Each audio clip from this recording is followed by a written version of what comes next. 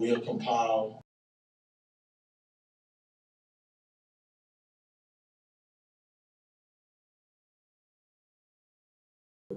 the mayor has his process. He has his 4 meetings that he has going on. Once he finished those meetings, we want to have a meeting together with the mayor and the city council. We want to look at it. I believe that the compliancy firm will put a request for proposals out for you to then apply for this based on making sure that you meet all of the guidelines.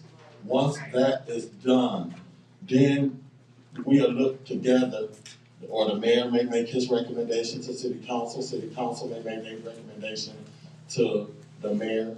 What I believe some of our colleagues want to do, and you guys think this Monday with the $600,000 for the food market.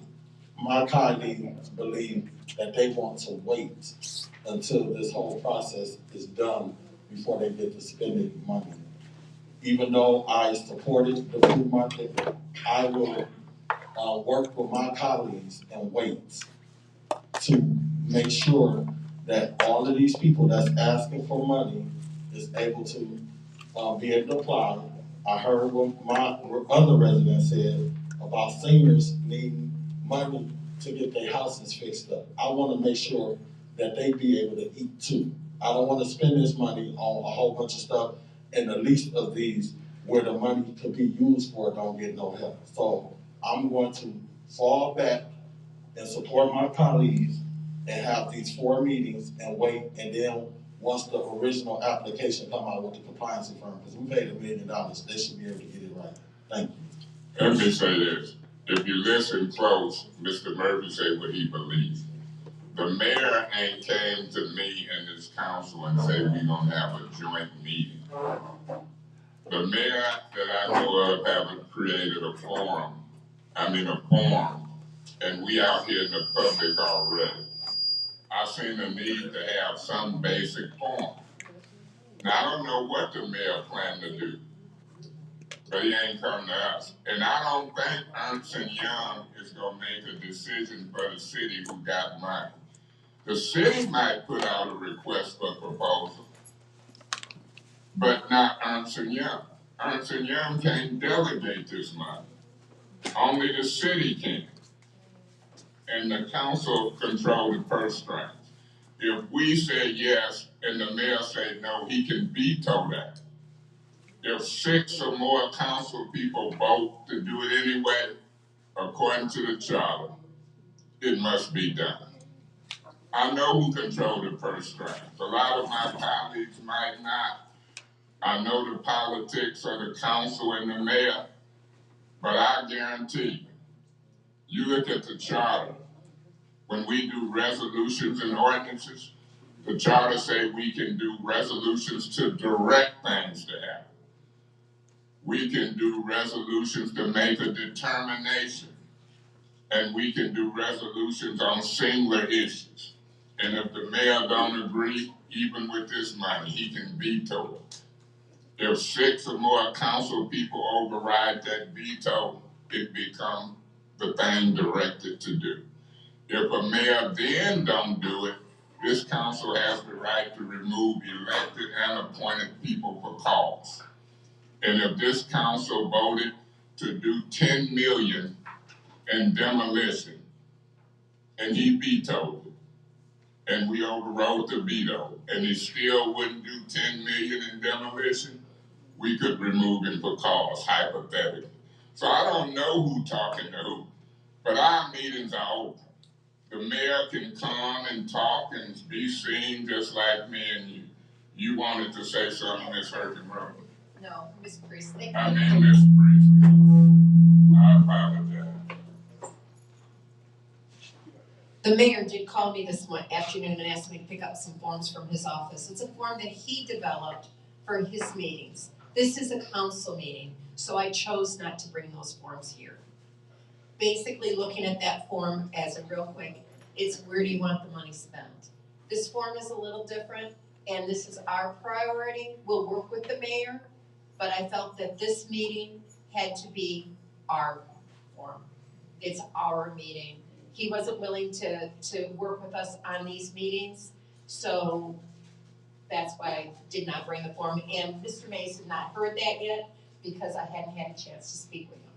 So I wanted to let you know there is a form that the mayor, if you went to one of the mayor's meetings, he'll have that form there. But I chose not to bring it because this is our meeting. And hearing that for the first time, I'm hoping that the form we created prompted him to do some type of generic form. Maybe it did, maybe it didn't. But we did this. It was the first one to come out. Now we hear another. All of them should go to the $1 million firm to be vetted. And we should get back a yes or no whether that idea and money qualify. It just ain't no way around. Then once we get that back, we can let people know now it's time to pick and choose.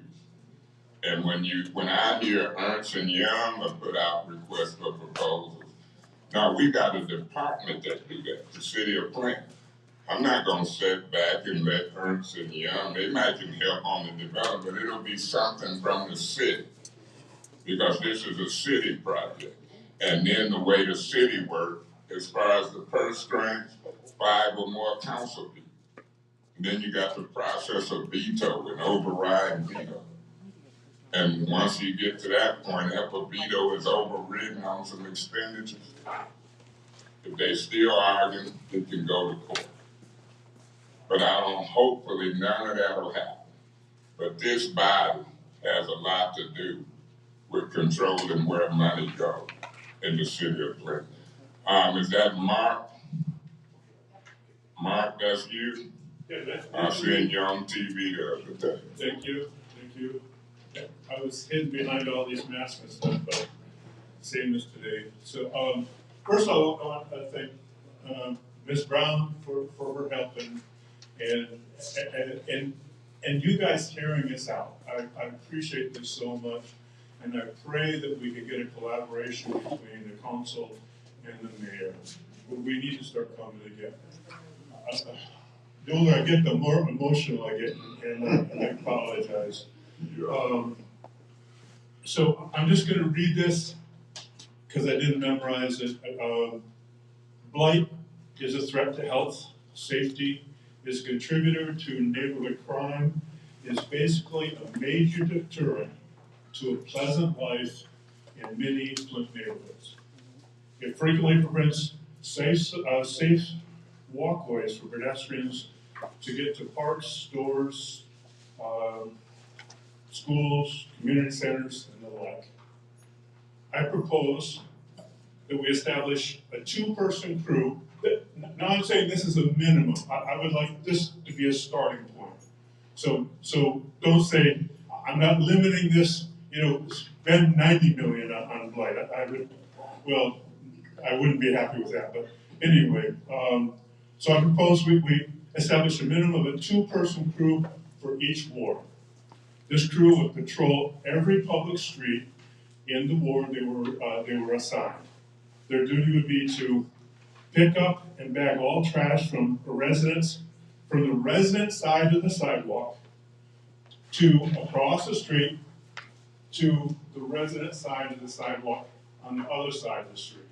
So those common areas from sidewalk to sidewalk. And then I want them to kill the growth on the sidewalks. So those sidewalks become passable. So kids can ride their bike. Remember when we used to ride our bikes on those sidewalks? Man, I'm getting emotional again. Take your time. So right in this neighborhood over here, it breaks my heart coming over here. Anyway, so make those sidewalks and those curbs and gutters, clean them out. That'll eliminate a lot of the flooding we have in the neighborhoods. Debris would be put, man, I'm sorry. Debris would be put in the truck. So I'm proposing that we get trucks, pickup trucks and a trailer, and to be taken to a designated non-resident location to be picked up by the trash company or the city of Flint or to the city dump. Now, so there would be a phone with a camera on every patrol. And they would take pictures of individual properties that don't comply with blight. And I mean, what do you call the people that own all the house properties? The Genesee County Land Bank, private owners, city lots, whatever it is, they record every lot that's not in line with the laws, our municipal laws of Flint. And then they take that information to the blight department, or maybe even be to the police, so that they can follow up and start getting these to go through the blight judge or to the prosecuting attorney, and start collecting funds from these people who are being irresponsible. And also, it allows us to be able to collaborate with the land bank, who doesn't have money to clean up their lots, but to be able to collaborate with them and say, hey, look, this is a major mess. What can we do together to get this cleaned up? So I said they take pictures of those properties, report to blight, work with neighborhood groups. So they would do their patrols. I'm thinking like 3 days a week they do their patrols, but a couple days a week they leave open to work with neighborhood groups to do neighborhood cleanups. And they would have a trailer as well, a dump trailer. So you go through the neighborhood, and people are pulling the trash out to the curb, and they're bagging it, maybe they're not bagging it, and then we have a little, for the cleanups, we have a little light-duty commercial tractor with a bucket in the front. They comes up, scoops at it, puts it in the trailer, and that's taken off to the dump and dumped and get out of the way, not sitting in some dumpster that gets overfilled and creates a bigger problem than we started with.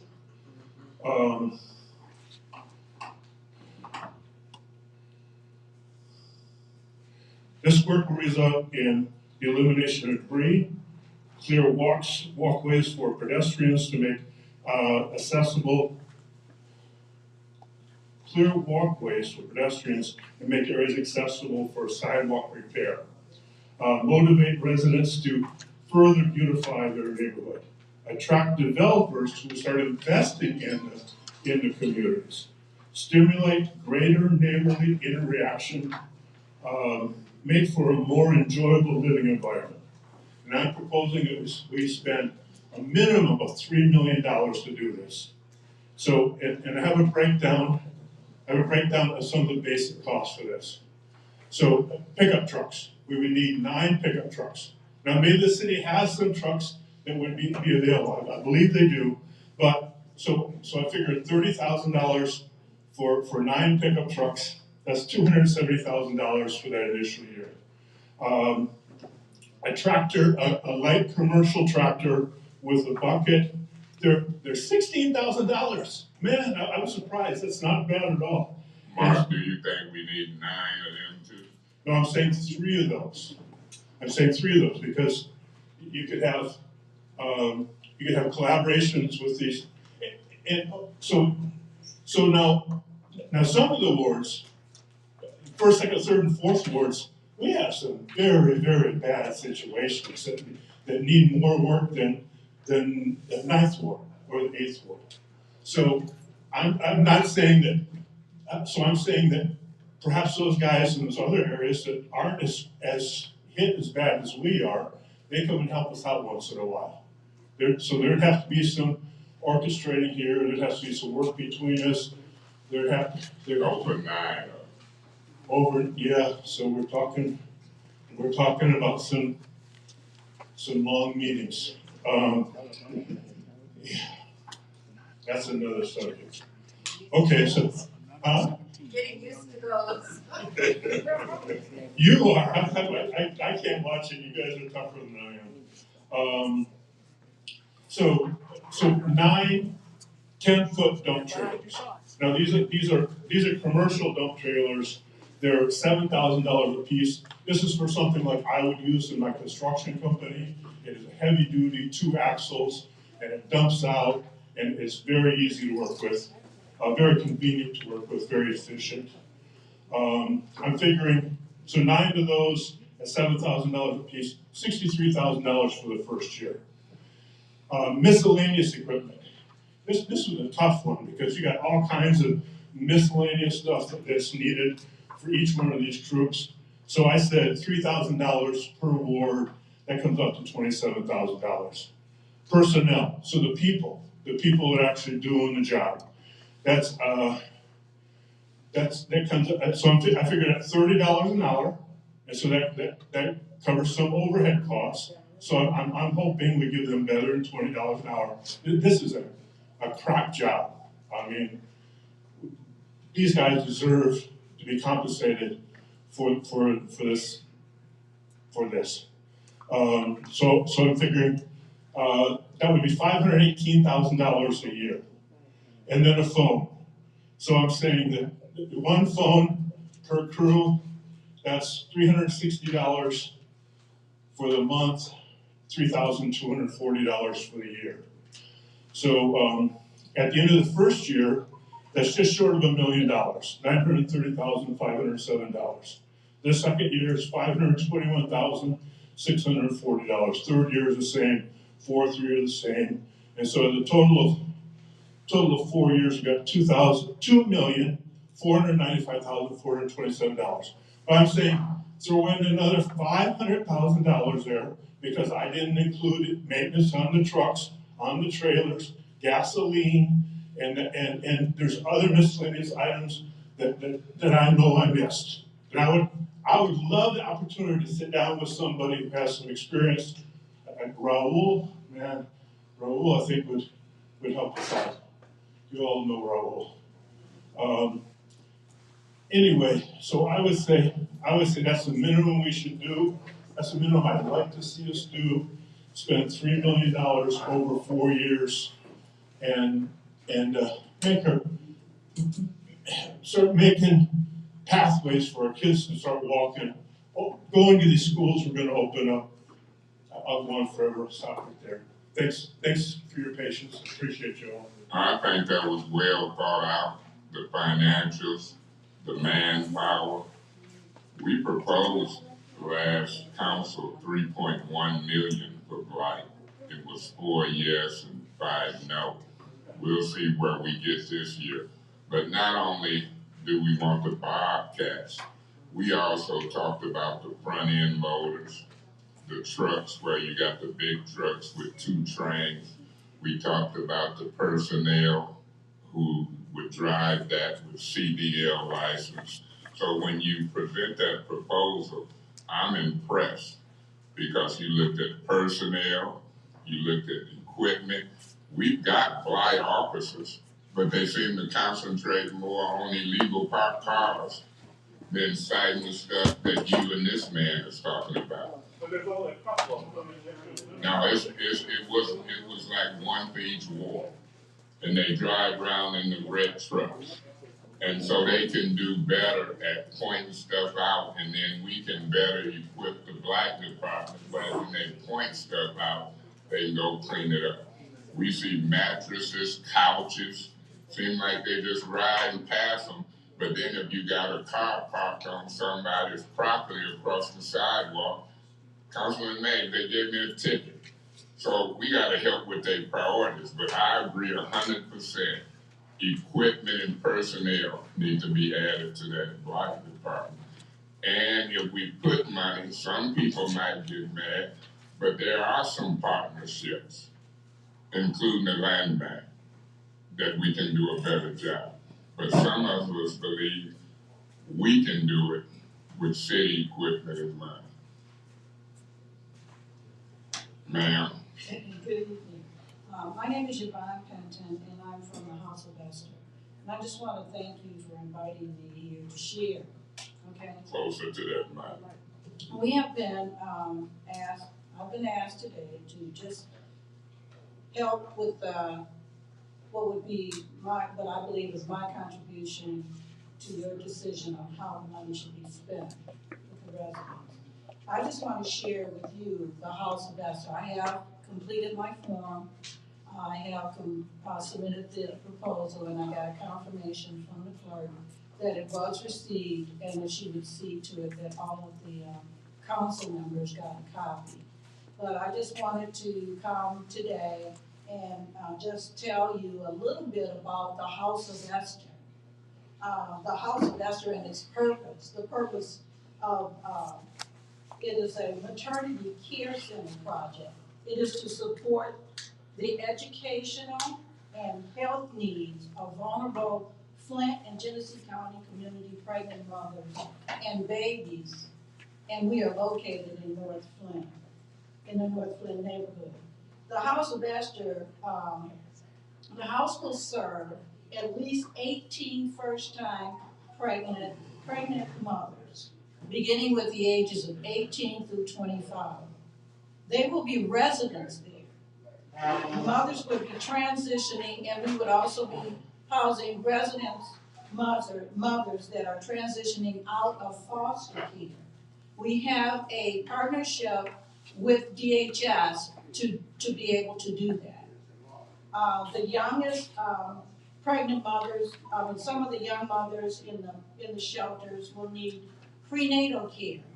We have 2 prenatal clinics in our area that are willing to partner up with us to see to it that they get the prenatal care, the educational and life skills that they will have. Our center will provide full residence for our moms. Those moms who choose to parent their babies with the within a environmentally healthy, safe environment for them to nurture their baby. Okay, but they also will get educational focus. We in our living environment, we have partnered with all 4 colleges in the area: Kettering, University of Michigan, Michigan State, and Mott College, to continue the education of our moms while they are there.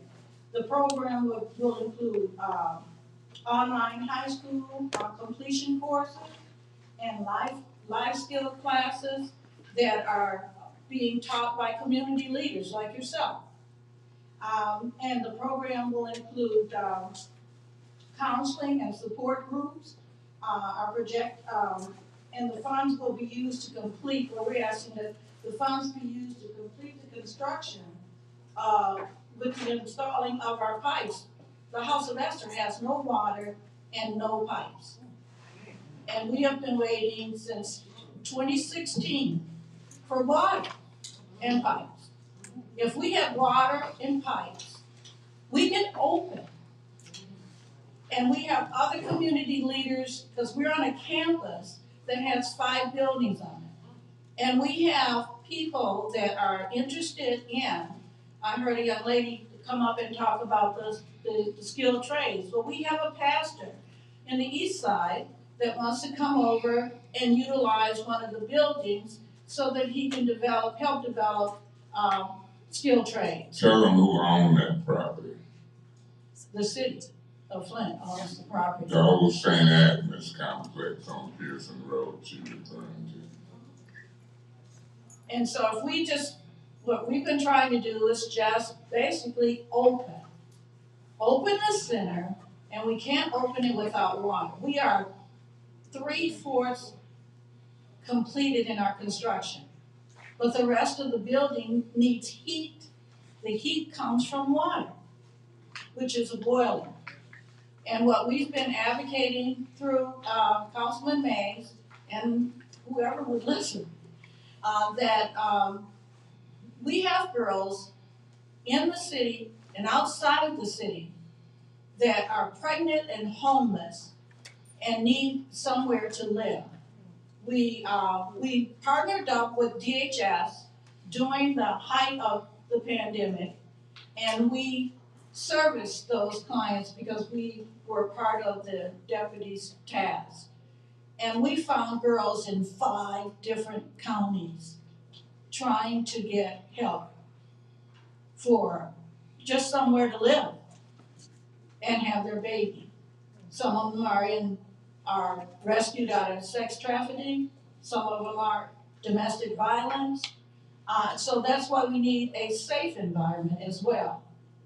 And the campus is large. So, but we believe that if we can get the infrastructure of the House of Esther fixed, and we've submitted you a budget on what it would take to do that. But whatever help you could give us would be a benefit not only to the House of Esther, but to 5 other counties that are surrounded and waiting for us to open. Thank you. How much was the cost, if you recall, for the pipes to get the water on? I know they've been out there a few times. The last cost that we had that they gave us was $53,000. And that's pipes from the street to the building. And when the Catholics owned that, I don't know when it went out or what they were doing, but that's that Catholic complex owned now by the city on Pearson Road, the St. Agnes complex. We've had professional basketball players come forward and their family members want to help rehabilitate it.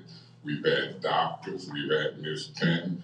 Hopefully this new council will do what the old wouldn't do as it relates to that valuable land and property and the things that can go in it located on Pearson Road. In addition, the building was built in 1929. And so when the building was built, the water was in the meters, because we don't have a meter. We don't have a meter in the church, and we don't have a meter in the House of Esther. The meters were all put together in what is now looked upon as a, I think it was a center at one time, but it was the original church. So the original church building and the school are the only ones that had meters. And when we had Goyat and other mechanical organizations come out and take a look, they indicated to us that our house and the church and the other rectory have no meters and no pipes. That's the way they were built, I guess, in 1929. And so we would need help in just getting meters and getting service, water service. We need water service, healthy water service for our girls. Thank you. Thank you. If you want to say something, Ms. Lewis, can you let Ms. Lewis respond first? So I would like to respond because you made a comment about how you service different counties, different ladies. So you know that the county has ARPA dollars as well. So please make sure that you attend the county commissioners meeting and let your request be known, because they have a separate set aside for ARPA dollars. And since you service people throughout Busy County, not specifically Flint, that's more of an incentive for them to utilize the county ARPA dollars to help support the House of Esther. Thank you, I appreciate it. Absolutely. Yeah, and even though she approached the county, Ms. Lewis is going to be interested and important to understand.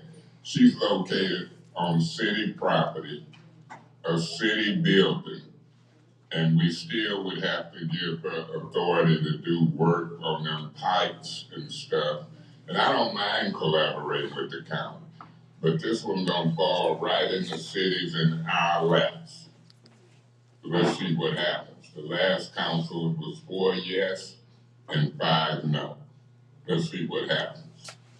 Go ahead, man. There's a couple of seniors that are back here waiting and patiently, you probably didn't see them, but they've been sitting, and this one's been standing, she's in her 80s. Okay, well, let's do it this way. Can we let her go and then you can come back? She had been waiting quite a long time too. Yeah, that's okay. I know her, she politely, and so we'll do it. Thank you. If we all good, everybody good? Go ahead, man. Thank you. My name is Becky Britton. I live at 2419 Tuscola Avenue in the 7th Ward. I wholly support what the lady earlier said about getting a place where we can teach these young people some skilled trades. But I also would like to see some money going towards playgrounds for some of our younger children. My neighborhood, we have no place for the children to go and play. And there is a large piece of property that backs up to my house, which was the Long Way Apartments, which we just got cleaned out. So that's a nice sized piece of property. There could be a playground there, and there could be a basketball court. There's plenty of room for things like that, so our young people have something to do. The other thing is, I understand that there's talk of putting some of this ARPA money into doing road construction. Like Miller Road, I think is what you're talking about right now.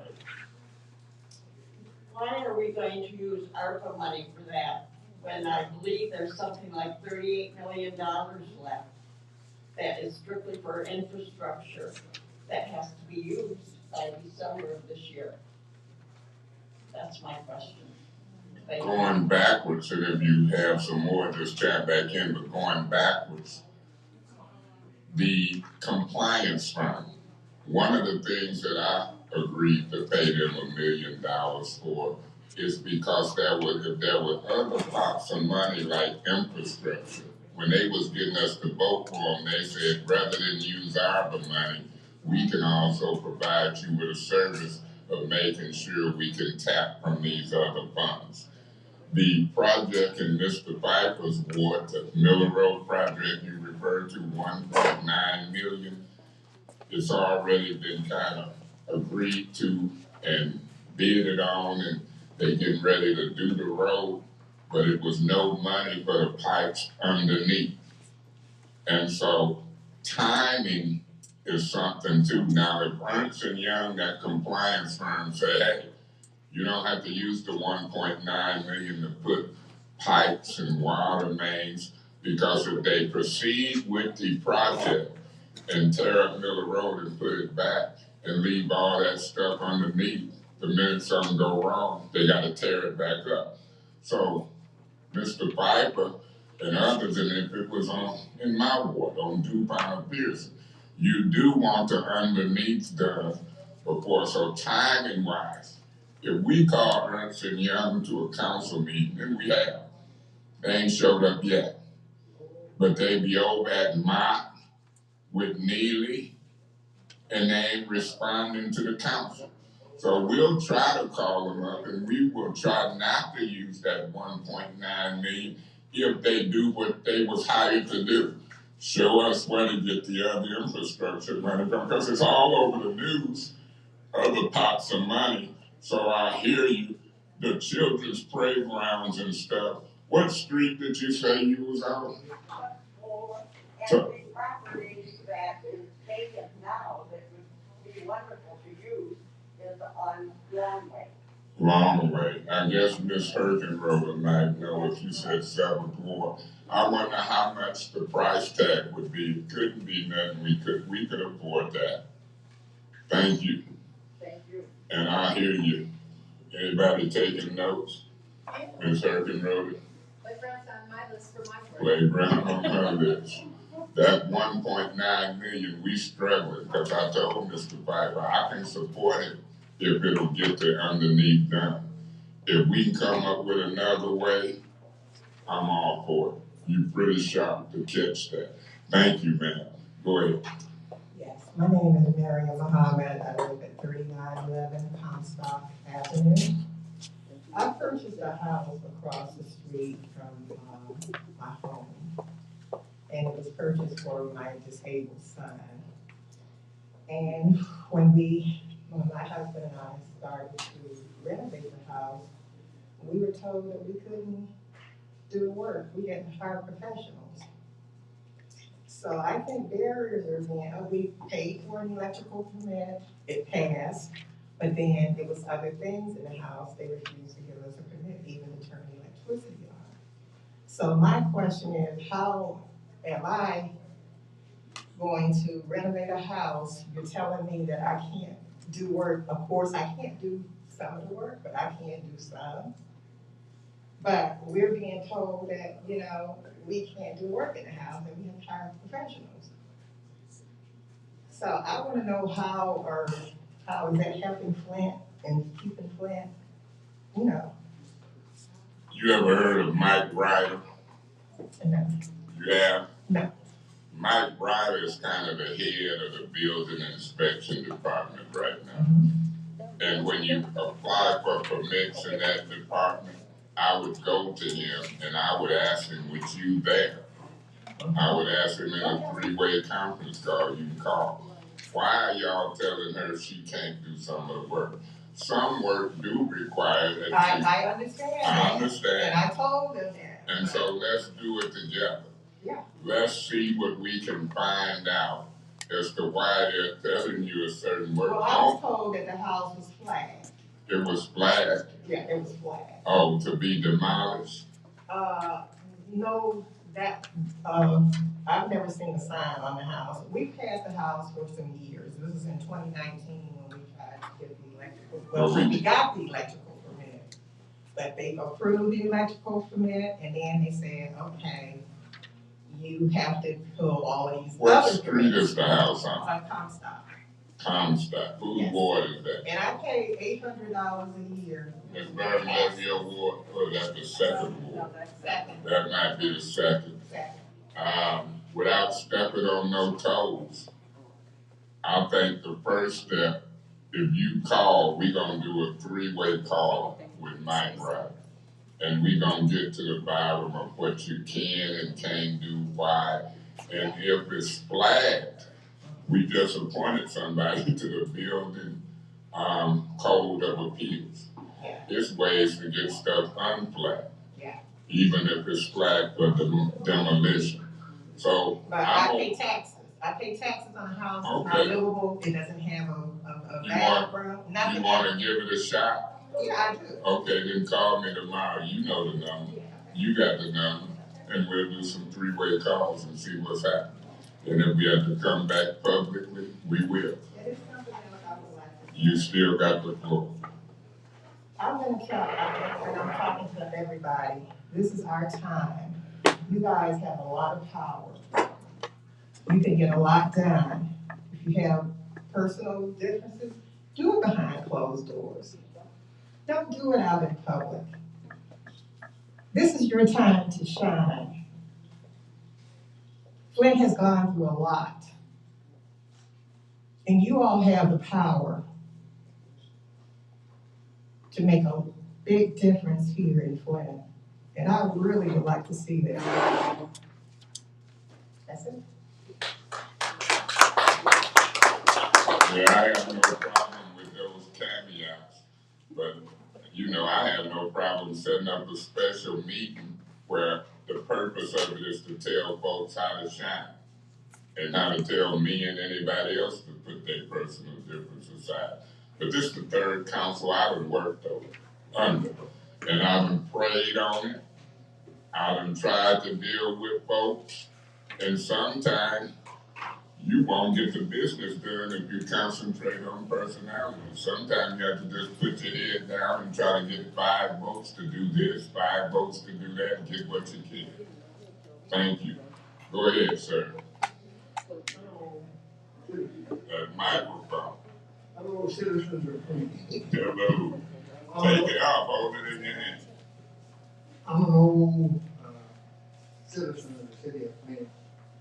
I'm at 54, 5, and all the stuff that happened here. Put it up there. Today, I'm really here to address 2 issues. Where to spend the money.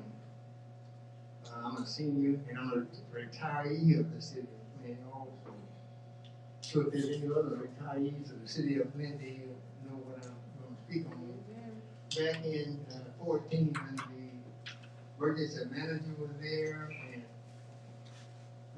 they sued the retirees for health care.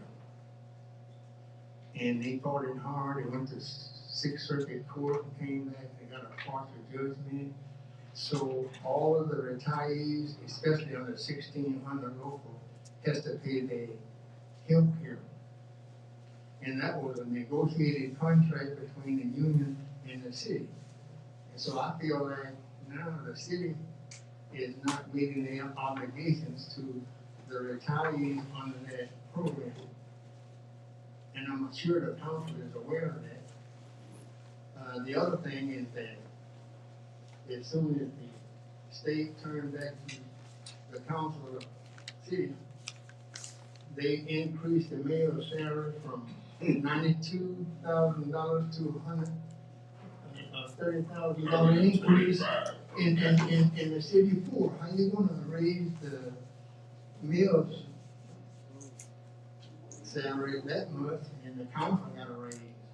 But they never done anything about the retirees. So I think that's elder abuse.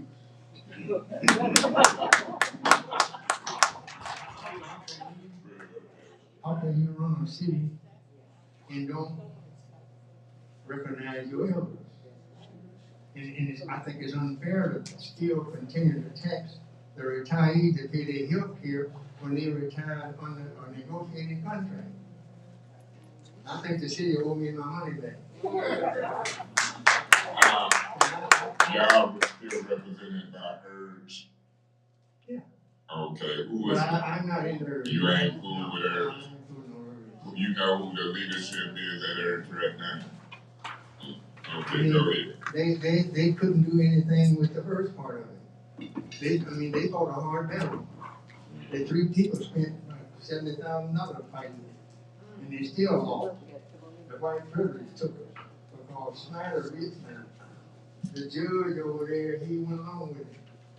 There's no way he should have tore up a negotiated contract between the city and the retirees to make them pay their health care. But my proposal is that the money that you have, you would take it and take like $20 million for the health care program for seniors and place it in the general fund just for that. 20 million. 20 million for that. And you want it to be for health care for seniors? No, for the Blue Cross, your health insurance. Yeah, for seniors. It's for retirees. For any retirees, the city of Flint retired. Yeah. Just the city of Flint retired. That's what this money is from, about the city of Flint. That's why you got it, because of the federal government mandated for the city of Flint. So that 20 million, how many retirees would it take care of and for how long? Well, another thing, the city is still out of, in jumbo because the mayor don't have he stepped in with a second-hand attorney. He didn't get his own attorney. When I first was done here, every time the city changed hands, they got their own attorney, a new one. The mayor still working with Ms. Weaver's attorney. You know how many millions we behind on getting the pension fund right for retirees? 500 million or more. When you talk 20 million, and we got pension obligations that we struggling with just so y'all can keep getting pension checks. That 20 million might sound like a lot, and it might be for health care, and I hear you. We'll write it down. Do I think it's gonna happen, 20 million out of 94 million? We'll find out, because you done put it in the mix. Is you gonna write it down? Yeah, I'll write it. Okay, but 500 million or more in pension liabilities, what they call legacy costs. I wanna see who is over that Urge now. Because that Urge is the union that still represents y'all. The retirees. Yeah. Do they still meet out there on Dorr Highway? They don't do it Highway. When they meet, how often, you know? Once a month on a Thursday, I believe. On a Thursday? I You got the floor. I tried to join it back, not when I retired. I got retired in 07. Probably after this water business came up, I decided maybe I should join it and participate. And the lady that's over it told me I didn't sign up when I retired. I need to pay a $300 fee. So I had signed up for it, and then I called her back and told her to cancel it. Because if it's not in your bylaws, how you gonna charge me $300 because I didn't join you in the beginning of my retirement? Could I ask you a question if you choose to answer? Before court case, do you know how much you was paying for health, and then after the court case, how much you paying now? Do you know what? I wasn't paying anything till after the court case. Okay. I retired and had Blue Cross, and my retirement was funded. And they and the eyeglasses, but no dental. And they taking the Blue Cross out of your check now. I pay my own. I won't let them take it out. Right out. I send it to them. Do you mind about how much? Yeah, I pay for my wife and I pay $248 a month. A month. Out of my check. That's a shame. Then you guys voted for a helicopter for $30,000. Hey. No, let me talk. I'm against that because you're poor. The city of Flint, I'm no poor still. Because I haven't been able to recoup my retirement. You know, that digs in my pocket, $248 every month times 12. It's tough. And so that's why I'm suggesting that the council would consider do something for that, however you can, I don't know. I'm trying to get information from the attorney's office, and you know, she won't release it. I want to know how many people paying health care to the city, and how much each one paid. And I've been fighting her for 3 years for this. There's another person now, she gone. So you've been doing when she leave? She left about a week or so ago to go work in the Lansing. I just filed a thing on her. Freedom of Information. I filed court. The grievance. I got a new grievance on her for that. Okay. Man, that's why she left.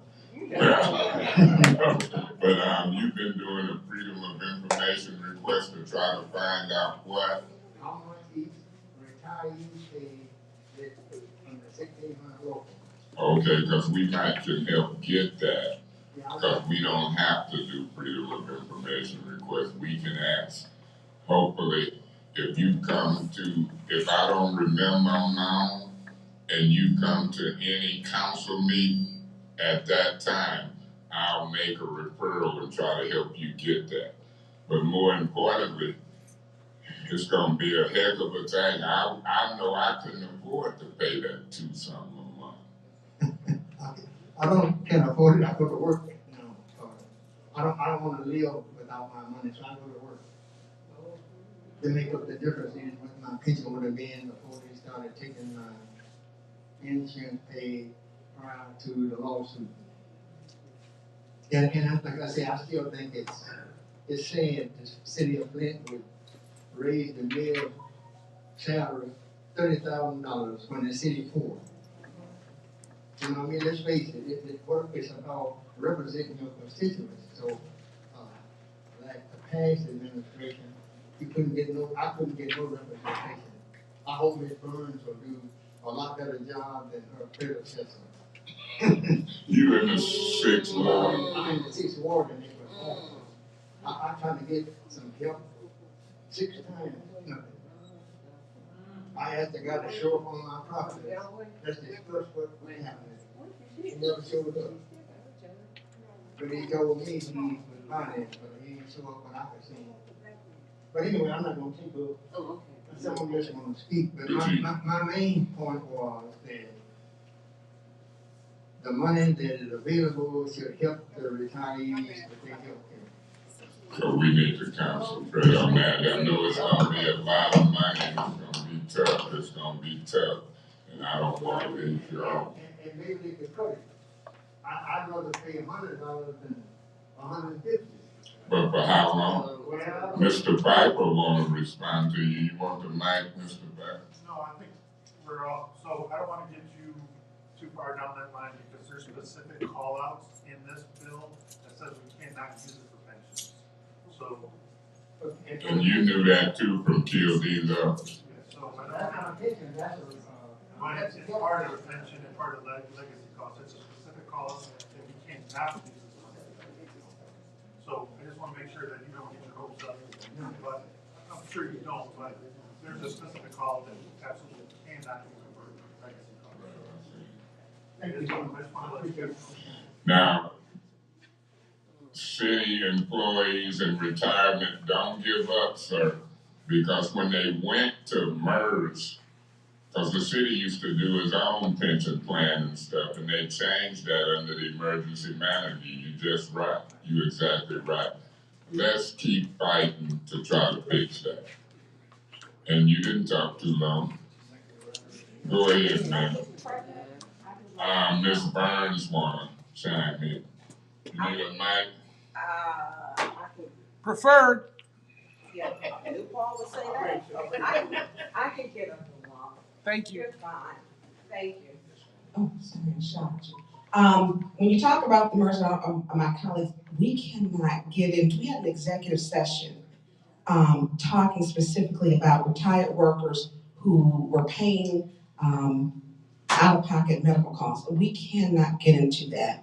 We're bound by our charter that whatever we talk about in the executive session, it stays in there. But I understand what you're saying, because you retired, you didn't have to pay medical, you're now required to pay $250, and if it's more than two, is considered a family of four, so that cost does go up, and it does impact.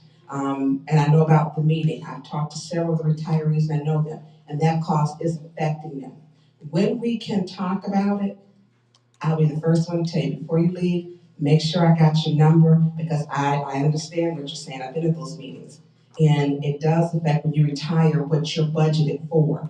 And that cost has went up with your out-of-pocket. So I hear you, I understand. I've been on it even before I was on council. And so I will make sure that I remain transparent to keep you up to date and then the public. No, Tiger, no.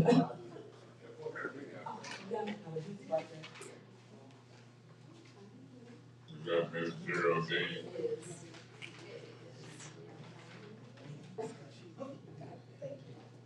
You don't think I know your name, do you? Ms. Geraldine. Go ahead. Good evening, everyone. Good evening. I'm Geraldine Redmond. I'm from the Flint Housing Commission. I represent the residents because I'm the resident commissioner, also chairman of the board.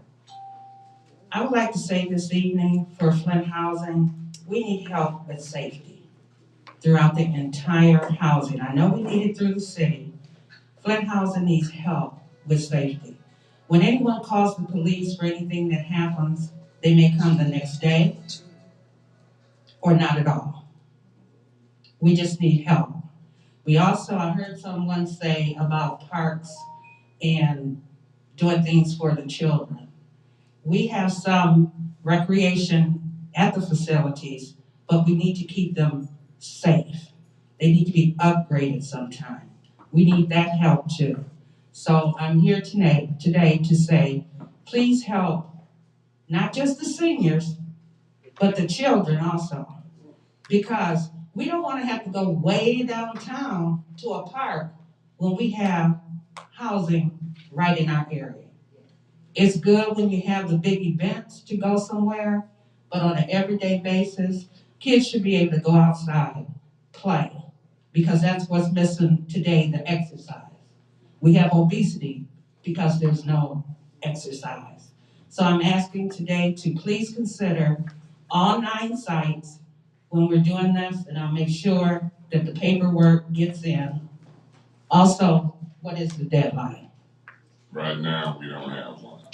Because we got up to 4 years suspended, but Ms. Redmond, also not only the 9 sites and the idea, but a roundabout cost budget.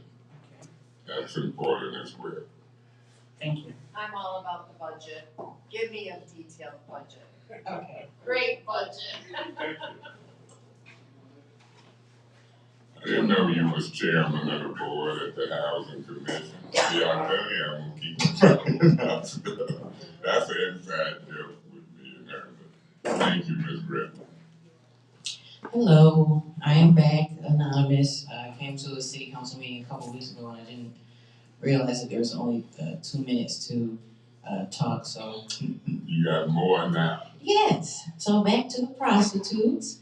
If you gotta give money to these strip clubs on Dordt Highway, like bring on some new girls and I don't know, add a room in the back, in the basement, in the attic, I don't know where you gotta put them, but they need to come up off the street because I'm tired of being harassed and followed, like walking up here today. So you just can't look at them. Don't look at them. Thank you.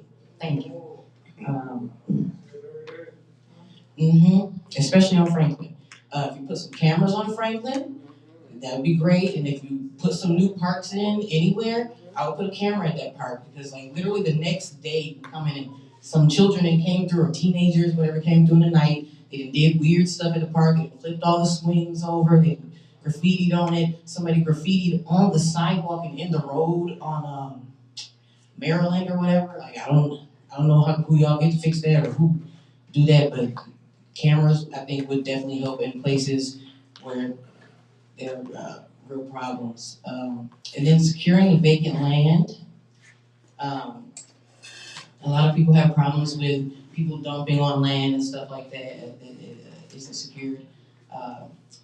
With these papers back here, I'm literally about to Google this big rock company up here or whatever on Door Highway, see how much it costs to get some rocks that's big enough that you can't really lift it and you can't drive over it, and just go ahead and line it. A freaking lawnmower can fit through there, that's fine, but I'm tired of the people behind me. They're like, they're like trash people or something, they're like scrapper people, and the lot behind me is a land bank lot, which I don't really have a big problem with the land bank. Every time I've dealt with them, they've been cool. I had lots through them for a little while, but I couldn't really keep up with the maintenance of them. But I did call on them because they use it as a dumping site, and they don't dump so much on it now, but they do donuts at all times of the day and night and stuff like that. And then they'll do it real close to my house on the side too. Where like I'll look out my window and I'm like, is he about to hit the fence and then come in through my freaking bedroom window? Like my daughter don't even sleep in her room. Like we've been living over here for years, and she's still sleeping in my bed with me just because I'm frankly afraid. Like somebody can come through that window and they right on top of my child all of a sudden. With everything that goes on in the neighborhood, when I see kids walking around, I know somebody's brave. And that's just how I feel about it. I don't let my child, she don't go nowhere without me except the backyard. And she don't even really like to be out there that much. She didn't see it, but I saw it. I don't know what people be doing out here, but on that back street, I don't know what's happening on that street, but people know. In this neighborhood, you know your neighbors, you know what they're doing, you know how they acting. Tell on them or whatever. I don't care. I don't know what was happening back there, but I'm in my backyard tending to my chickens and stuff like that. All of a sudden, some weird road rage, and it's like children. And I saw like somebody pulled out a gun and started shooting, and the kids ran past my house. And I'm like, don't run over. And I'm just living like, I feel like I'm living a volatile life or whatever. I got to understand that lady who was here earlier. I understand how she feels a little bit. This place will make you a little bit crazy. I'm sure she got some underlying stuff, but this place, being in this environment will make you crazy or whatever. And then with the garbage picker people, I don't know why it's hard to find people who are doing that type of stuff. Ride through and like, if you look at the yard, like, it's a lot of yards like that out here. I don't know what you gotta do to help some of these people, other than, I don't know, but frankly, like, it's an annoying story, but I'll be up at weird times at night or whatever. I don't have a good sleep schedule, I'll admit to that. So I'm sitting here in my living room or whatever, and I hear him driving through that lot again. And I come outside because he stopped. He got stuck because he was trying to do it during the winter time or whatever. And I thought he found a telephone pole and somehow hitched it up to his car and was trying to drag it through all the mud and snow. And he ended up getting it stuck. And it was sitting there for 3 days. And I was a little scared because I came out there and I asked him or whatever because I didn't know who it was. I just knew somebody was dragging stuff through there. And I was like, are you dumping? He was like, no, I'm done. And it sat there for 3 days. And I'm like, if I call the police or somebody or call them, they'll probably know it was me. Like, you don't even really want to retaliate against some of these people out here because you don't know how they're going to react, or they'll figure out it was you or whatever. It's like, I really don't call on them anymore or whatever. So I don't know what you got to do to fix this other than find people. I think you should really promote homesteading and urban gardening. I think it was good. You definitely chose a good place to host the meeting today because Asbury does a lot of stuff here on the east side trying to, engage community members and stuff like that. And community engagement is definitely harder to do, that's for sure. I think, promoting taking care of your own yard, your own space is ideal. Stay out of other people's yard. Stay out of a yard that you aren't paying for. transitional housing programs. I think that would be really good, especially if you don't, we don't have that many. Throw some money into some of these houses. When the inmates come out, my brother getting out of jail in a couple of days, everybody was freaking out. He talking about, you better come stay with me. I'm like, and I'm like, so transitional housing programs would be good. Put some money into that and make sure they have some. If you need people to do these jobs out here that we, suddenly creating, especially cleanups and stuff like that, go ahead and get these inmates or these ex-inmates a job. It's very easy to find a work. We got workforce people out here. They want to make some money. They, and then too, if you want to do like a community cleanup with the money, and I would say like maybe just a lot, like I don't know, whatever you want to allot to it. But then like on like a nice day, like we had when I first moved up to the east side, we had taken it to the streets thing, and I participated in that. And so I don't know, maybe if you like 20, maybe just make it one day where it's like $20 a garbage bag. It's gotta be a garbage bag that we provide. But if you bring us a full garbage bag, we'll give you $20 for it, and then just see what happens with it. We just have 1 or 2 lots or something. I don't know. Economic development. This one is a little broader type thing, but all our dead malls and our dead plazas, those could very easily be brought back to life. I know so many entrepreneurs and people who have stuff that they make and want to sell and stuff like that, but because there's really no space to do it, they don't get to do it. And then we have all these malls and stuff out here that, like the Cortland, like you can't even, I've tried to get in touch with people, the leasing people at the Cortland, their website down, phone numbers don't work. I don't know who running that over there. And then the power been turned off for like 2 days or whatever. I don't know what that was. I was like, oh, man, you got a bill over there. But, we can bring that back to life. If my people or my people, your people, and everybody people got a little store up in there or something, people gonna be walking in there and it's, bring this. It'd be easy to bring these places back to life. We wanted to lower the rent a little bit, help people create some generational wealth themselves. And then with the land, I think just making sure that the people of Flint get priority when it comes to giving it or selling it or whatever you're about to do with it, just to make sure that our people who don't have assets have an asset. And then utilizing churches, I think, is a good idea. I'll say it, the body of Christ is contorted. There's nothing wrong with being contorted, I guess, but that's just what it is. We're not all on the same page. Somebody in Ephesians, somebody in Psalms, but we're not all trying to really do the same thing, if you ask me. So that's why I proposed a parade, just to see, who's really trying to do good things in Flint and see it happen. Because, frankly, my pet peeves are inefficiency and being interrupted. I appreciate not being interrupted. I don't say anything, but I think I wasn't interrupted because Eric left. But and like the whole thing with the last city council where people was getting escorted out for no real reason, in my opinion. I don't know. It just looks sloppy, frankly. It looks sloppy. It looks inefficient, and I just want to see y'all do better. That's it. Yeah.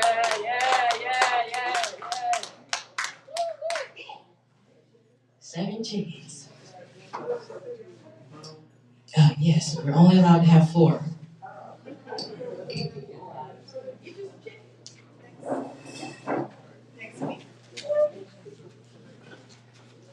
Hi, Karen. Been a business down the road here, 50 years. A couple areas I'd like to see money spent on. One is to expand the NSO program with like Mark was talking about here. So that's something I think that falls into the categories here for the spending. It provides employment, cleans up the area. I've got customers that come from all over the county, and constantly they comment about how bad the city was when they're traveling to get to our business. So that's something that we can change and expand on the existing program and also officers we got. I was hoping Mr. Mayor should still be here. The reference to the NSO officers for their priorities, taking people that are parking across sidewalks, that is a health and safety priority. When you park across the sidewalk, you force the kids to go out in the street to go over the car. So that is a priority. They are doing their jobs, and they should be taking anybody at any time that parks across the sidewalk. The other area is mental health care housing. We currently don't have enough housing facilities for mental care individuals that need help there. Oftentimes, police officers arrive at the scene of an altercation, and they only have two options: to leave the individuals there to figure it out on their own, or take them to jail. There needs to be a third option. Many of these people they have treatable mental health conditions, bipolar, for example, and these individuals don't belong in prison. They belong in a mental health facility where they can get assistance, get back on their beds, and then get back out in the community, be an asset to the community. Right now, we don't have funding to help facilitate that third option. So I think this is a good opportunity to deal with that and increase those services there. That's all good. Next speaker, please.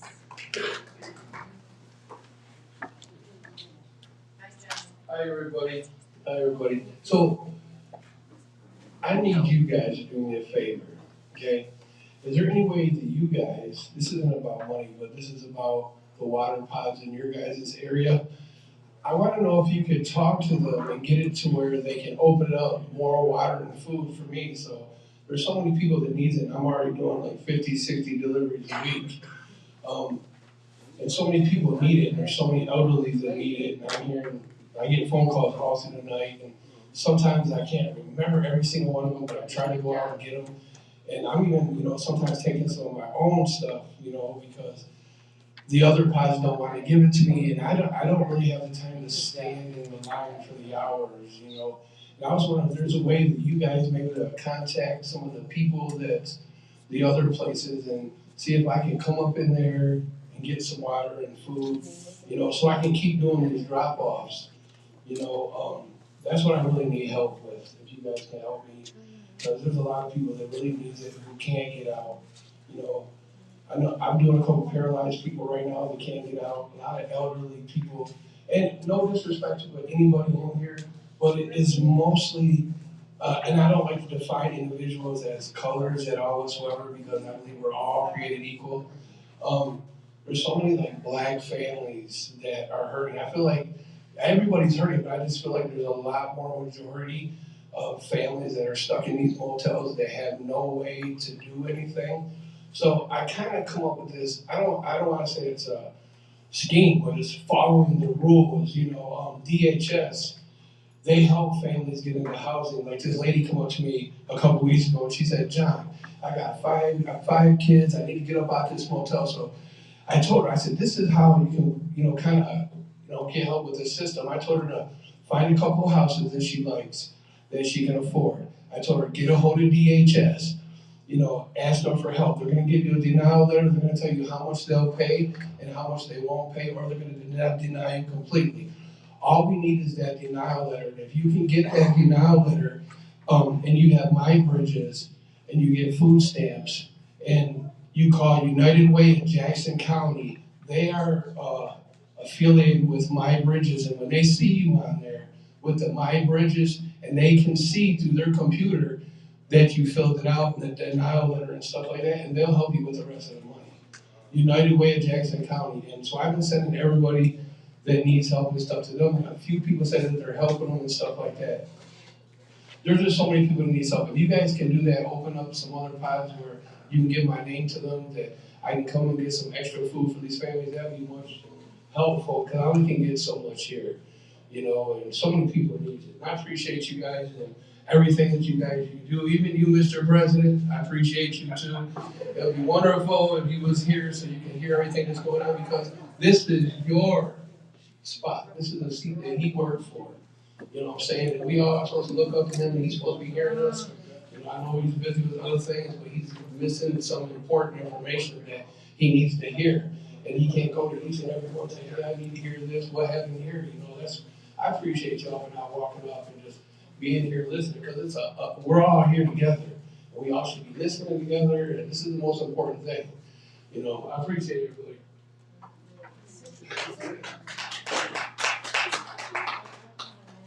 Hi, everybody. My name is Paulette Williams, and I'm a resident of the 4th Ward. I live on Arlington Street, and what I would like to see happen to the money is that it be used for Blight and for police safety, because I've been living in this neighborhood for about 20 years. My house has been broken into, my house has been shot at. Somebody done sick the dogs at me before, and I'm scared in this neighborhood. Matter of fact, I tried to get my neighbors to buy my house, but anyway, that's what I would like to see done with the money.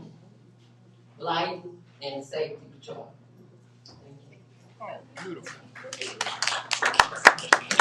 And real quick, ring cameras. I don't know if y'all can put in some money for those, but like they're $199 for one camera, and you get a discount when you buy more.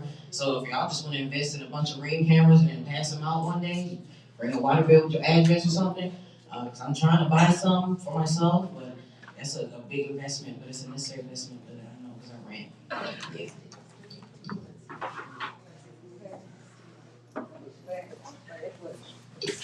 Yeah. Good evening, my name is Melody. I'm a resident here in Airport as well. And I believe some of these monies should go to having each side of the city have a community building. A community building that everybody can talk, we have to go outside of our areas to deal with things. We can deal with them for each section.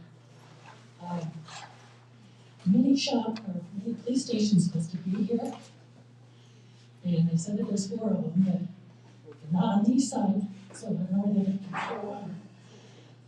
Also, just like what Leslie just said, I have been broken into, I've been raped, I've been mugged, and every time I call police officers, I had a jewelry box. I hadn't touched the response desk. It was one of the younger ones. I got a kid, I got a fingerprint kit outside. So okay, go get it. The surface is too smooth. One excuse after the other. And I told him, I kicked him out of my house. I said, you are not giving me any solace in what I just experienced. There's no gun involved, so let them get shot. You gotta be dead. Just like these buildings that are burning here. We still not dying. Look. We have one fire marshal. City of Flint does not have a fire marshal. We gotta go outside. They've needed one for years. We just need necessities, the basics. We're not even getting them. So, thank you very much. I was not wearing an esophagus or a voice for the first 15 months of my life. I'm a little bit nervous, but this is it. Thanks. Don't be nervous.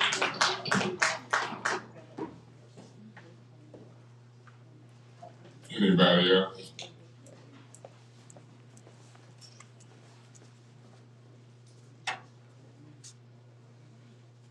No comment. Yeah. I'm Joe King, just so you know me. A couple of things, I had some questions. The young lady here was talking about why she's having problems with the city. State code demands certain things, that you gotta have a license to do it, and I know might ride it down, that's a problem to run into, and that's just not gonna let you do it. How many buildings before the city is? There's some things I'm not allowed to do. Oh, yeah. There's some things I'm not allowed to do.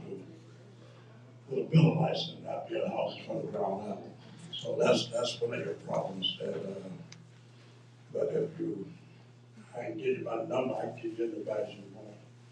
Try to help you maneuver your way through that. But, yeah, I understand what you got. I get that all the time.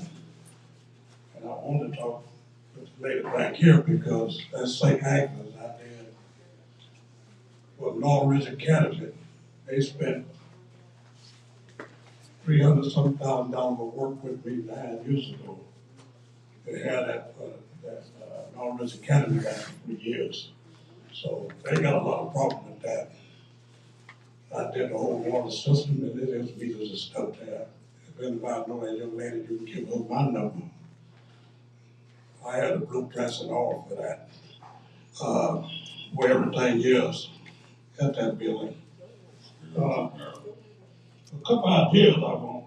Normally I don't do this, but I sit here in a couple of meetings, and one number I want to use is keep in your head 3075.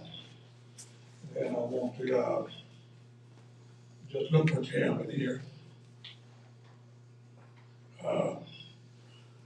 Age group, while you're looking at this money, what's going on, but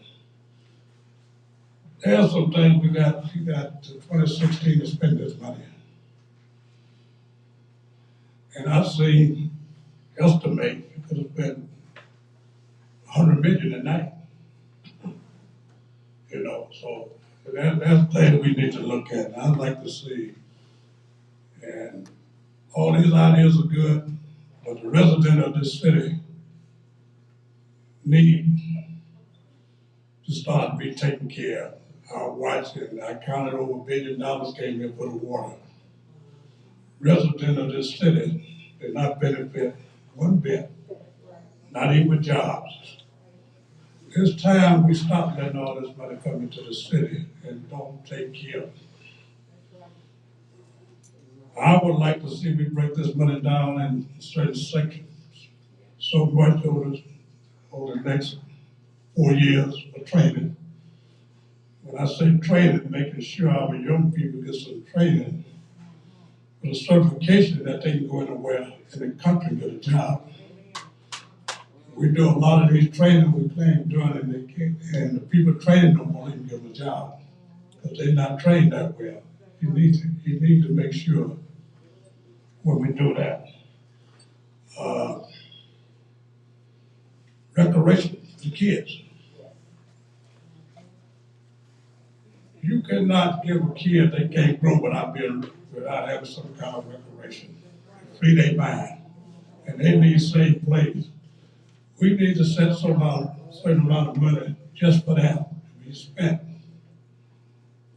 We got to be visionaries to reactionaries. You know, that's what we've been doing for years and years. No wonder I have to have a vision. Home repair. And that's why I gave you the number that told you to look around. These are your homeowners. You see this age bracket? Most of them probably retired, or they're close to retire. They're your homeowner. And now that they're not able to, well, I'm a senior, but you got medical bills. You got bills that you couldn't plan on 20, 30 years ago. I mean, your expense went up triple in 20 years, but your income slid back. So, I mean, we need to look at putting some money aside where we can start helping our peoples to do that.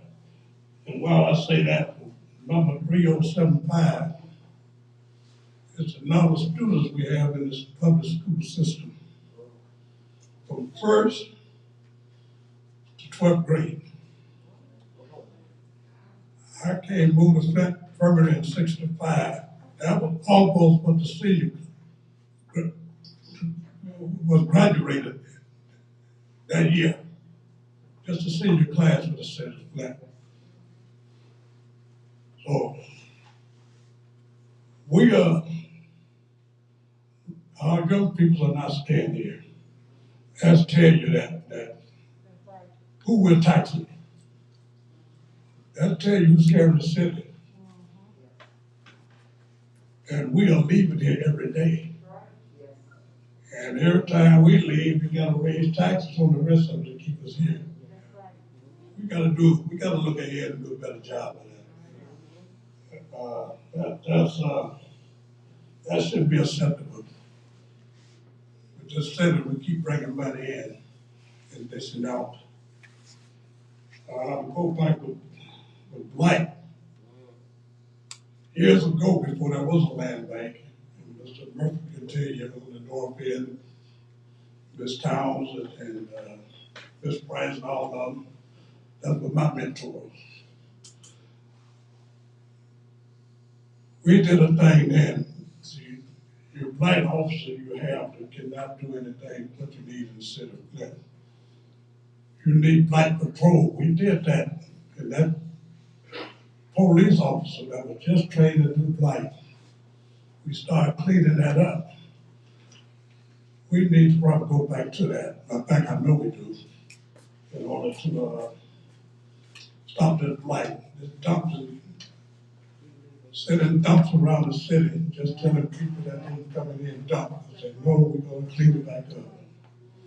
You don't see a dumpster, they dump it all over the place. So we need to look at that. But I'd like to see block clubs. Is what most of these people are probably block clubs. You never come to the block club when there's money to give them money. You always can give it to someone else, fill it out. These are the ones who do the work.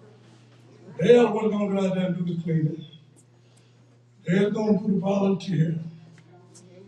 And when it comes money into the city, you never see, they never get talked to. You always tell them we're giving it here, you go by and get it. So we need to. People who clean just set it up and keep it going, we need to start pulling the money to them. It's cheaper. We're a lot cheaper to get the city to clean up in what we're doing. I had to think about someone brought something up about the water lines on the street. Well, I'm gonna tell you, and I don't know what this money, I'm not, but I think the Fed put a lot of money into infrastructure. I think that's the way we should be going at that, trying to get some of that money. But I can tell you this. Root Street, Smith Village. I was there on that project, started that project on the second phase. Put that street in, all those lines, 2 years later, you had to come up and tear the street right back up in order to fix the main. That water's gonna leak, people. It's gonna leak, and if you don't replace them now, you're gonna be digging them streets and replacing them from now on. I don't think we should even tackle a street without replacing those main lines. We shouldn't. If we had to hold off on it, we should. But I can show you lines now, and I know they've been leaking for 10 years, and they still haven't stopped the leak. Main lines. So we need to think about that. A lot of these things, I think, if we look at spacing this money out and what can be done now, what needs to be done in long range. You got a lot of things, CPED fund, home fund, grants. We used to get, city used to have one of the best grants right around when they had Nancy Jerkovic here. She could find money anywhere in the neighborhood they could get. So we need to start looking at those things. And I thank you for your time. Thank you, Mr. King. Anybody else? Yes, sir. Mr. President, Council, thank you guys so much. My name is Leslie Key. I stay at 2711 Rascal in the 6th Ward. Ms. Burns, I see you again. We will do our presentation, our team, at your next meeting. We just simply trying to get in contact with Ernst & Young. We're trying to find who is the representative so we can properly apply for these grants. We're just trying to find out how the application process is going to work. And if you guys can simply give me a contact name or a person, because we've tried, we can't get a hold of anyone, That would be greatly appreciated. Thank you guys so much. Let me say this. The guy who been before council is named Brian. Now, we've asked Brian to come forward in the next finance committee meeting. That'll be next Wednesday. Brian what? I don't know his last name. Jarzinski or something like that. Oh, wow, you want to spell that for me. Jarzinski, but it's something like that. But hopefully he'll be there. Okay. He's been there before. Now, since this process has started and we hired him, on the council side with requests, he's disappeared. And maybe you've been listening to that, that's why you talk like that, whatever reason you talk like that. We probably can cure it. But for me, I mean, I'm not opposed to him talking to you, but people act like what we're doing here ain't a real process. They act like, I'm listening to Mr. Dumas here, they act like this ain't a real application. This is for real. Yes. And whether you talk to Brian or Mr. Neely or whoever you talk to, the decision gonna come back to this council. Ain't a dime gonna be spent in no category at any time until 5 or more council people agree. So I don't want that myth going out in the community that they gotta track down Ernst & Young. Ernst & Young worked for us. And I can tell you, you don't have to believe me, but I can show it to you in the chart. When this council votes 5 or more, if the mayor want to veto it, he can.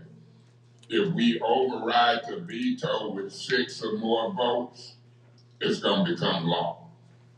Even in spending and budgets. Now, just keep watching and I'll prove it. 5 or more council people set the budget, 6 or more override a veto. When that veto is overridden, it might better happen. Because if it don't happen, the person who's standing in the way, 5 or 6 council people can remove them from their spot, elected or appointed. So I appreciate you, but don't think this ain't a real battle.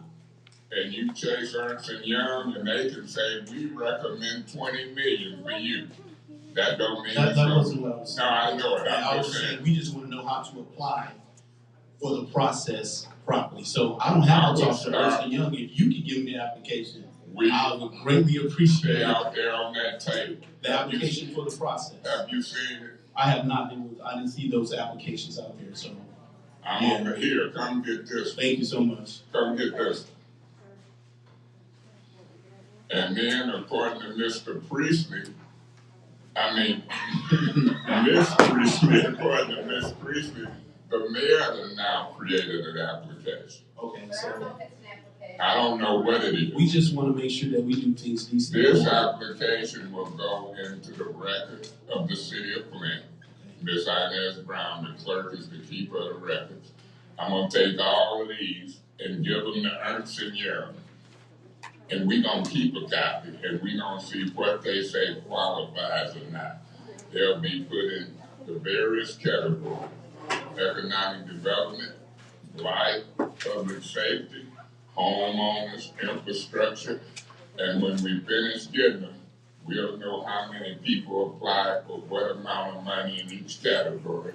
And then I will ask this council to start voting to allocate funds. Okay, so this is all we need? That's all I need to right now. Yes, sir. Okay, you so right can now. attach something to it. Yes, sir.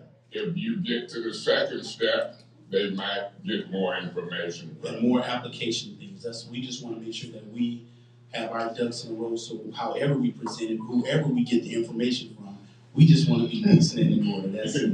You say you was Mr. King, right? No, sir. I'm Key, K-E-Y. K-E-Y. Yes, sir. Key. Yes, sir. I didn't misinterpret anything you said, and I don't want you to misinterpret me. Yes, sir. Mr. President. You good? Principal Key. Yes, ma'am.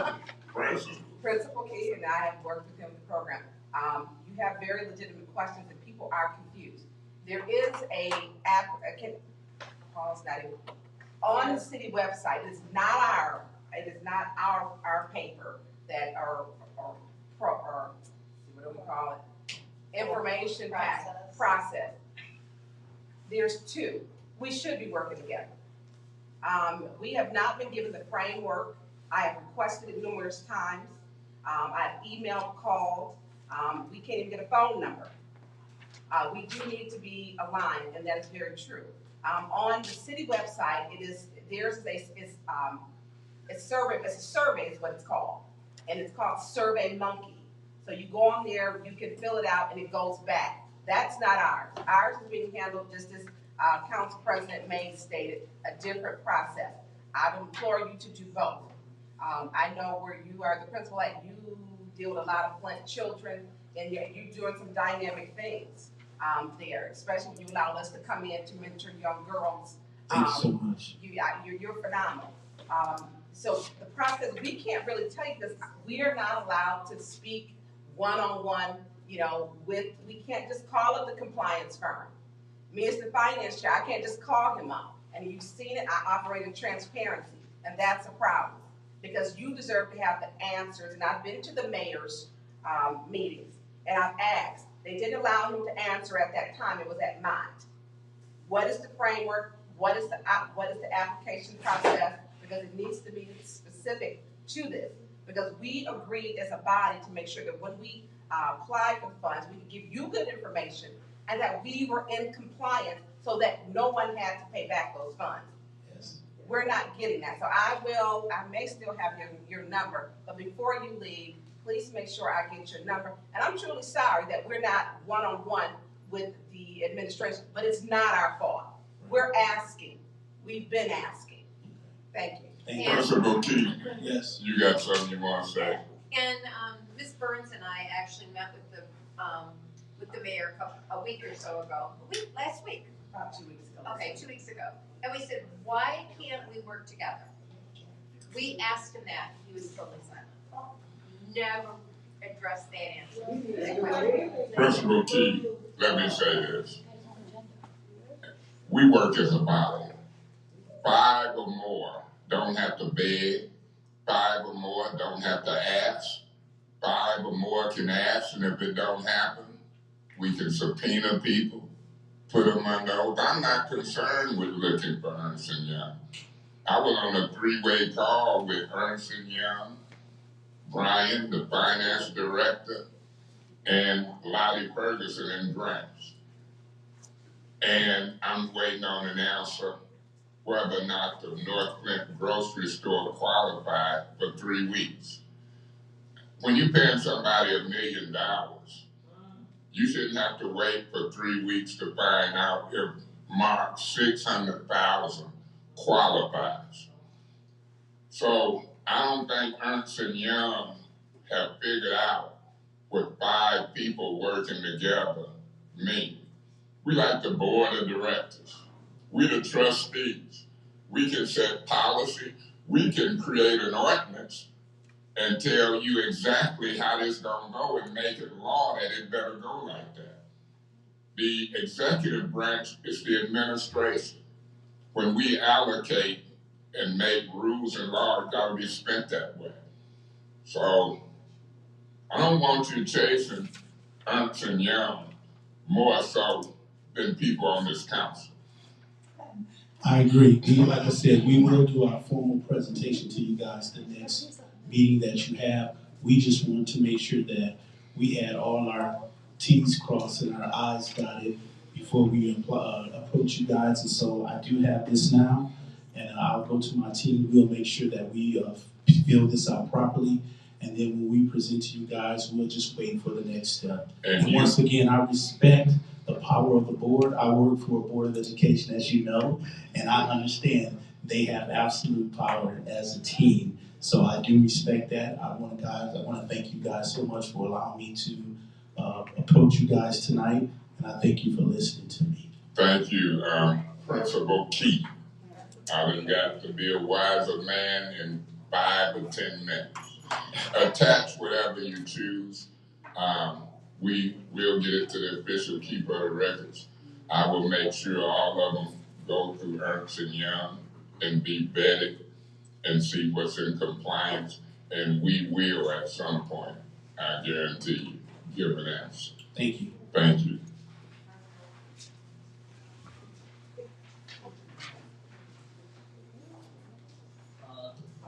Good evening, council, friends of the neighborhood. My name is John Lee. I guess I'm kind of loosely representing the Flint Alliance, which is kind of committed to this loosely knit group of artists that you can see the art around you. We've been operating here out of the Asbury basement doing the art for the past year or two. I actually am here through Americorps, and that's how I became acquainted with this group of artists. And in the past year or so, we're trying to figure out how we can become more formalized into a nonprofit and what the process might be like. And I guess I'm kind of was selected as the secretary in terms of kind of organizing things together. We're trying to see, trying to keep this quick in terms of. Take your time. Oh, okay. Looking for specifically advice and kind of financial support in terms of formalizing into a nonprofit. Right now we're looking at 501c, the easy form to kind of streamline the process and get to a nonprofit status as soon as possible. The immediate goal is to try to get the funding to make more of these boards. These boards, right now they're currently we're just using 4x8 wood frames and using various forms of relatively inexpensive art mediums. And you use these boards to board up houses, though? Right now, this is actually used as a fence around the Asbury Farms. It serves as kind of a protective border around the fence. But eventually, we're trying to use these boards to actually put them around this region, the eastern region of the city, and kind of as a very unique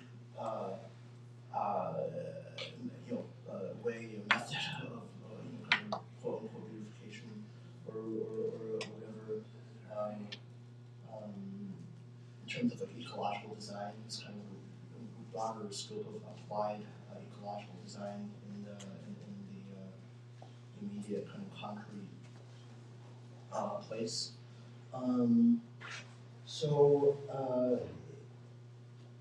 I guess in terms of just two bullet points of requests, we're trying to see if we can request from the council from any form of advising or counseling in terms of what's the best way to proceed, and also the second bullet as to how we may be able to possibly request for funding. Thank you.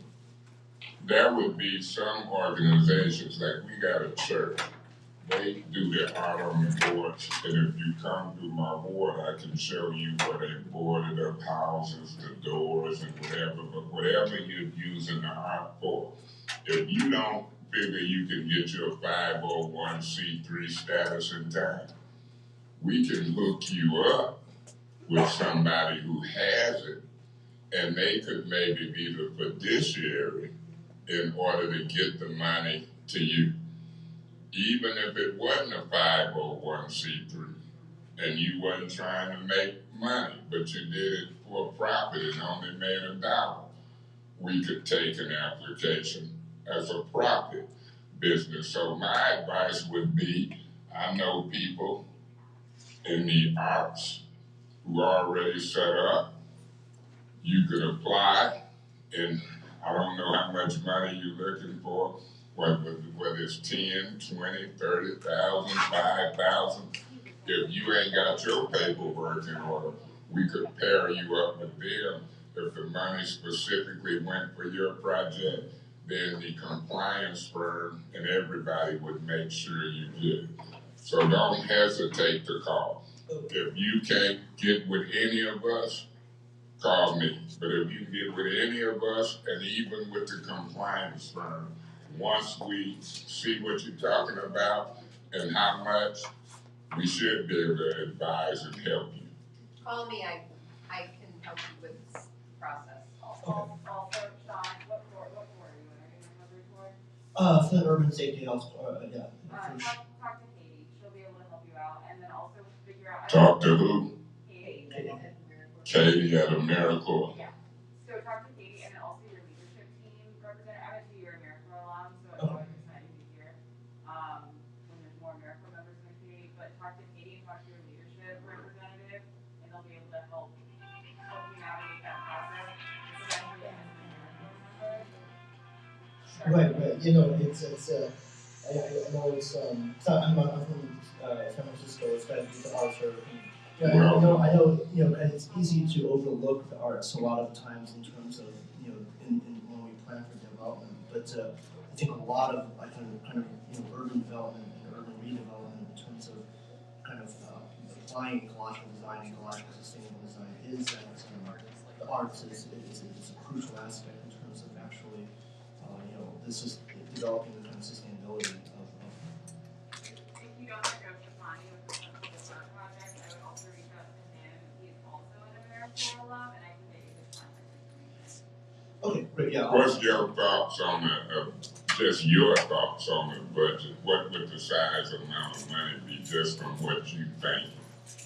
I'm thinking right now, you know, aiming at something roughly around the range of like 40,000, 50,000 spread over the next 3 to 5 years in terms of amplifying kind of our capacity to make these community arts, you know, and not just art panels, but also increasing in terms of like you know, ecological art, using like different forms of kind of these more novel formulations of ecological arts, in terms of actually just kind of even small, this idea of pocket parks, having little tiny parks that are roughly like, you know, a quarter acre, half an acre large, spread every 2 blocks or so, with, you know, various forms of fruit trees or you know, edible flowers, that sort of thing. That's kind of popular now in lots of emerging cities, and I think this is actually quite a unique place in terms of you know, it's just its raw potentiality of redevelopment. So this is why one of the reasons I chose here as my host site. You know, I was like, you know, if I'm going to do Americorps, I might as well do it at a flagship place, and maybe kind of flagship is kind of infamy here, but nevertheless still something of quite a vital status. Well, that sounds exciting. If them people you talk to don't get you excited and seem like they ain't moving forward, come back. Okay. And I'm telling you, from what I'm hearing, I'm somewhat excited. You feel comfortable talking to us? Yeah, I feel absolutely comfortable. Well, good. Quite interesting conversation. Keep me posted. Right, thank you. Thank you. Be the first stop for these young men and women coming back looking for work. Why can't we employ them in the police department cleaning police cars, mopping floors, filing papers? Why can't we hire them in the fire department to do the same type of tasks? Now they come out, they get a good record, right? A good report for attendance, a good report for working, and now they can get a job somewhere else because Officer Johnson's going to stand up for him. Fireman Phil is going to walk him through the application process. If we always do what we've always done, we will always get what we've always gotten. But in all things purely social, we can be as separate as a finger shot. But we got to be one, like the hand, in all things that are beneficial to our mutual progress. Thank you. Thanks, Paul. Paul, I'm hoping you bring that technology package that brings City of Flint up to speed with prices and cameras.